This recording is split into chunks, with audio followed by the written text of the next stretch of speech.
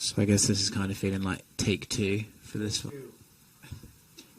What exactly happened with that last fight? How come that got ruled off? What happened to you that day? I have never been that sick ever, and I tried to pretend it was okay, and the doctors were like, okay, we're going to let you have till 3 o'clock. And at 3 o'clock when we come in here, we're going to do some tests, and if you're not ready, we're calling the fight. And at 3 o'clock when they came in, they called the fight. It was really weird. I got like food poisoning, but I was like all vertigo-y. You know, like when you drink too much with your buddies and you get home at 3 a.m. and then you got to put your foot on the floor to quit the spinning. It was like that. It was really, really odd. And whenever I'd stand up and like close my eyes, I was like all like strangest feeling. I remember my best friend who always comes to my fights was in the room with me, and I was like, at midnight he came in from out having fun in Austin, and I was laying there like, man, I don't feel good, bro. And he's like, nah, it's probably just your nerves because I'm a wreck, you know, normally. And I was like, yeah, he's probably right. And then about 30 seconds later, I was throwing up and shitting myself, and once all that was done, then I was just doing the dry heave puke where nothing comes but just that was fun for a while, and then got some Pepto-Bismol in me, and it kind of settled my stomach, but it was just the vertigo part that was crazy. Any idea what it was, like at all?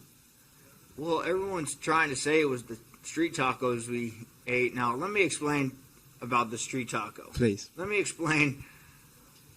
So, as you cut weight, and everybody who knows when you're dieting, there's certain things that you see that you're like, yep, definitely. So we were cutting weight at Lifetime Fitness because they had a sauna there. The ones didn't have anything, you know. So every day we drive by, and there was a stoplight, and right across was like this taco shop. Well, it was Cinco de Mayo, and it was booming. And I was like, God, that looks good. And then the next day we drove by, like, yeah, that looks good.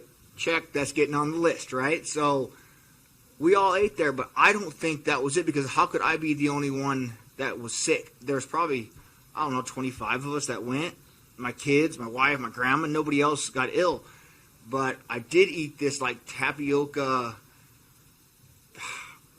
something at the deli downstairs, and I think that's what it could have been. I don't think it was a street taco, because everybody ate it, and we all ate off each, like me and my kids ate off the same plate, okay. Right? So, yeah, I don't. Plus, I got a crocodile gut, man.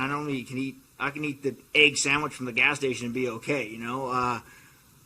Who knows what it was? It was wild. So, no pinpoint to it. Everyone's like, I can't believe you ate street tacos. I was like, hell yeah, I did. They were good as shit too.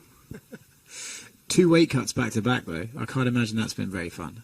You know, yeah, for sure. It's a lot of fun. But my weight's been really low, so that's cool. Yeah, I was 166 yesterday. I've been like 66, 68, just floating the whole time. So I didn't put weight back on. I didn't do the patty batty. I just kind of cruised. So hopefully 10 pounds won't be nearly as bad. What do you make of the patty batty fluctuation that we see? Hey, man, if he's still young, he's got it. I mean, if that's what he wants to do. I mean, the only problem with him getting big like that, it sucks because the first part of your camp goes to losing the weight. You know what I mean? Like, you're just battling that. But I mean, he's still young. He's learning and playing. I mean, shit, go do it. Get big. If you like pizza and lasagna and beer, eat it, brother, because you earned it. So do your shit, and then it just sucks. But is there a silver lining that this fight's been postponed to the week your movies come out? That's kind of cool, right? Yesterday was the big premiere. It was fun. Sucks I didn't get to go to the red carpet and enjoy all the premiere side of it. I was here, but man, that movie was so fun. Gina was amazing to work with. She did great, amazing like screen presence, and it was tons of fun, man. I enjoyed the shit out of it. That's awesome. Obviously, last time you got very emotional talking about your kid. I'm not trying to get you emotional again, but that's still the inspiration behind this. And now he gets to watch you in an arena full of people who dress like you too, with the cowboy hat. Yeah, for sure. He'll be dressed up in his cowboy gear. Both of them will be. They get in tomorrow. They'll be here. Even last time, he didn't quite understand. You know, like for the weigh-ins, you know, he got to experience that, and he was like, "What was that?" And I was like, "It's hard to explain. Like that was weigh-ins. Like, well, what are weigh-ins?" I'm like, "Well, I have to make weight to compete and." Just, you know, a 4-year-old, it's tough to understand, you know. try to explain it like a Ninja Turtle. Like, well, imagine the Ninja Turtles are fighting Shredder, but they all have to weigh the same weight. And he was like, okay. Like, it's just a weird, trying to explain to kids is fun. In a way, is that like kind of good? It was like a dry run for him, right? It wasn't like overstimulation that he got one thing, now this time he'll get both things, or you just think like he'll be able to cope, whatever? Yeah, I was kind of worried at first, like, man, the pay-per-view, that was a big one. That's fun. But Austin's going to be big and fun too, So it's cool being in Texas. We have a lot of people wearing cowboy hats, screaming. So again, we're another live card, and I'm glad the world's coming back around. So it'll be fun. Yeah, last one for me. I know the last time you're like, the retirement talk, get the hell out of here. So, but have we all agreed that 50 is just a nice round number? God, it's cool, right? Yeah. I was wrong. This is 47, so I need 47, 40. You know what I mean? I believe. This is 48. 48. So then two 49. more. Then 50. So two more after this one. Yes, and 50 is an incredible number. I mean, hopefully no one will touch it, so I can bow out. That'd be awesome. For that 50th fight, I know it's a little ways away, but do you think to yourself, like, okay, for 50, for the big one, do I want to go out fighting another legend like me, or will I fight an up-and-comer and get a kid kicked off before I leave? No. Another legend would be fun, a cool fight. And, stay away from the young kids. They're fucking tough and killers, man. They're so good. This sport has evolved unbelievably. It's fun meeting and talking to all the kids at PI. Of course, I did camp at PI, so I see all the young kids and up-and-comers and see them fighting with their job and staying hungry, and it pushes you. But I remember when I first came in the sport, you could be good at a couple of them and great at one. And now it's like, you have to be great at striking, wrestling, jiu-jitsu, like everything. And these new kids that are coming in are great at everything. So it's crazy. Well, I got to spit really quick. I wondered how long that was going to last.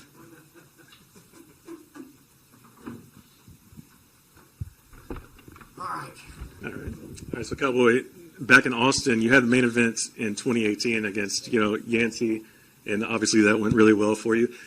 Does location of the fight matter as much to you, or like as more of just fighting in front of a crowd? Oh, in front of a crowd. Location's cool. Like, Texas is fun. Denver would be, if I could pick. I really love fighting in front of a home crowd. But I love traveling. Like, I would have loved to fight in Singapore. Cool. I love seeing the world and traveling, and not just the crowd. There's something about, I couldn't imagine being a football player or a baseball player and performing in front of it's like a big practice game, I fought the Apex, and it's just weird being so quiet and off, the roar of the thunder is real. Absolutely. Now, what exactly was this last month like for you? Like, did you take a week off to kind of recover from the sickness, or was it, like, how long did you wait before actually getting back in the training room? I tried to get back in and do some training, but, like, my insides hurt, if that makes any sense. Like, when I start pushing the body, I could feel fatigued, and so it took about a week, but I'm in great shape, man, and cardio and being in shape, so that's never an issue for me. I don't ever, I do. Everyone's like, you need to. It's funny, the naysayers on social media, like, you need to not do that and be training. Like, man, for one, I couldn't train 24 hours a day, no matter if I was superhuman. Can't be done. And yeah, I do a lot of fun activities and fuck off, but it's just what I do. But don't trick you, we train. It's what we do. It's what I always do. And so even when I'm not fighting or have a fight, we're training, and it's so yeah, we got it done. My cardio's always top notch, and just it's tough to. I feel bad for Joe. Like, man, Joe, sorry, bro. Like, you gotta fire it back up again, So we talked on the phone. I called him, and he goes, "I know, Cowboy, you would have taken that fight if you could have." And I said, "Thank you." In 50 fights, hopefully everybody knows that it had to be serious for me to say no go. I fought sick before, and that was just a different kind of sick.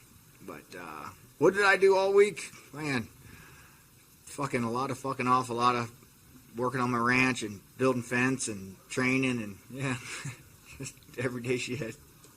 And how important was it for you to keep this fight with Joe? Very, on his behalf. Like, it was a fight that I didn't want him to train all this time and lose it. So I called him literally the next day, like, Joe, this is going to happen. I'm going to find the date, and we're going to make it happen. He's like, okay, thank you. So, yeah. Absolutely. Lastly, for me, when you open up the UFC record book, right, like your name's all over the place, tied for most in all these different categories. Is there one in particular that, when it's all said and done, you want to have as your feather in the cap? No, I mean, like when I walk out there on Saturday, I'm setting more records again, and the only thing cooler than setting records is breaking your own. I mean, it's a cool feeling, man. So, just setting so many that the young kids got a hell of a job to try and catch me. Cowboy, how understanding has the UFC been with you? You're 50 fights in. A lot of fighters, they're not able to just walk away on their own terms. What are your thoughts? Again, I talk to the young kids at the PI about this all the time, and they're like, yeah, but we're not Cowboy. And I say, hey, man, I was you once. I stood where you stood. And you guys bitch about money, and you bitch about all the rights and the things that you think you deserve. Like, man, this is an entertainment business. You need to create a name for yourself before you start making demands. Yeah, you're making 12 and 12, but you just fought for Uncle Larry's show for $500. You know what I mean? I get it. Win, win, win. Get your name. Then the pay comes, and then the opportunities come, and then everything comes with it. So, but yeah. So when I have the freedom to make choices and decide where and when I want to fight, that's just 15 years in the game of being a company man. I've never said no to a fight. The only time I've ever said no was to a location, and that was just recently. Like, no, I don't want to fight the Apex. I want a crowd, and they were like, granted. So never said no and just say yes. And now you get in this era, these guys are like, their coaches get the opponent and they're like, stylistically, that fight doesn't work for me. And the UFC takes in that account, like, oh, you don't want to fight? Well, he will. So you know what I mean? So they're a machine. And if you're not greasing the machine, then you aren't part of the machine. And that's how they work. How important is that for like young fighters to be, not be too picky or choosy about fights? I understand on both sides of the looking at the machine and looking at the fighters. Are like, well, yes, if I take that fight, this is a dangerous fight. Maybe we had an amazing performance, but we lost. Another loss is gonna wash us out, so we need to pick and choose. But it's like, man, if you go out there and have two amazing performances, they might just say, you know what, that kid comes to fight, and we're going to keep a hold of him. But I also get it on the management side where they're like, I don't know, man, this isn't a smart fight for us to take. And the UFC sometimes says, all right, if you don't want to take that fight, then have a nice day, and it's tough. But what is there, 600 of us on the roster? So we're less than a percentage of the world's population. If this is what you want to do, you need to be prepared to go do it. You have to be that dog. And I don't know, I see this sport moving a lot away from fighters trying to become athletes, and now it's more athletes trying to become fighters. Like, yeah, they're great, good, awesome at their sport, but when it comes down to biting down and giving it, maybe they don't have it exactly what it takes. So I don't want to crush dreams, and but it's a tough sport, man. And then lastly from me, I know there was some comments from Anthony Smith recently about you and Dan Bilzerian. Did you want to speak up on that? Well, for one, I saw Anthony a couple times, and he never said anything to me. So for why he waited for 3 years to go by, and I just don't know if he's trying to stay relevant, why he would bring that up. And for one, because you go to the fights, your name is literally on your chair in Dana section. So Cowboy. So nobody was sitting in my seat when we showed up there. It's not like we were like, hey, Mom, get out, you're not in this seat. For one, you walk in the back, the security grabs you and walks you to your seat, ticket 6, 7, okay, right there and there. So it's not like you can just free range walk around any seat you want and be like, get out, you're in my seat, or get out, I want to sit there. And if they were there and we kicked them out, how did they find another seat? The whole story doesn't make any sense to me, so I don't get it. But I'm not sure where he even came up with, like, fabricated this story from. It's funny to me. And then to say Dan was sitting there watching porn, that means after we threw your grandma and mom out of their seat, they sat behind us. And I don't. It's strange to me. So I don't know. Do those kind of comments upset you? You're a legend in the sport. I think everyone has great things to say about you.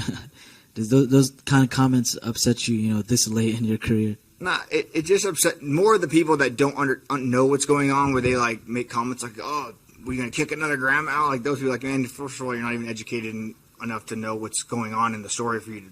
But in this world, you can get on social media and say anything you want. So I'm numb to it now, man. But it's just, I don't get why Anthony didn't just come to me or call me. You know, if he was there and seen it and witnessed it, why wasn't something said right there on the spot? Why would you wait 3 years to come out with it?